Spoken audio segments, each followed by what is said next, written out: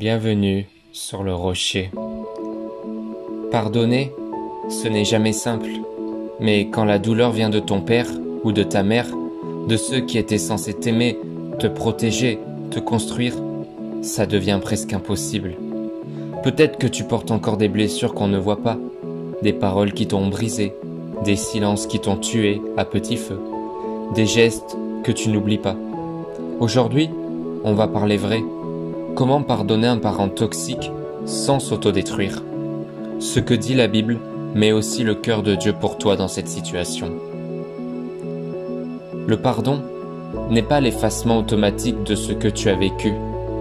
Tu as le droit de pleurer, de souffrir, de ne pas comprendre. Tu n'es pas faible si tu ressens encore de la colère.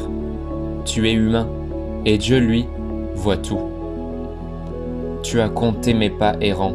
Tu as recueilli mes larmes dans ton outre. Psaume 56 au verset 8.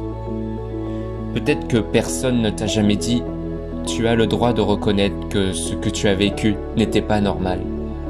Dieu ne te demande pas d'excuser l'inexcusable. Il te demande juste de ne pas rester seul dans cette douleur. Trop de gens pensent que pardonner, c'est revenir comme si de rien n'était. Mais non, ce n'est pas biblique. Mais Jésus ne se fiait pas à eux parce qu'il les connaissait tous. Jean chapitre 2 verset 24. Tu vois, même Jésus mettait des limites. Il aimait, mais il ne s'exposait pas aux dangers inutiles. Tu peux pardonner et choisir de te protéger. Tu peux aimer et dire non à la toxicité. Pardonner n'est pas supprimer tes limites. C'est choisir la paix dans ton cœur tout en gardant la sagesse dans tes choix. Pardonnez-vous réciproquement comme Dieu vous a pardonné en Christ. Éphésiens chapitre 4 verset 32. Tu ne pardonnes pas parce qu'ils ont changé. Tu pardonnes parce que toi, tu as besoin de guérir. Le pardon, c'est briser ce lien invisible qui continue à te faire du mal, même à distance. Ce n'est pas abandonner la justice, c'est remettre la justice entre les mains de Dieu. À moi la vengeance, à moi la rétribution, dit le Seigneur. Romains chapitre 12 au verset 19.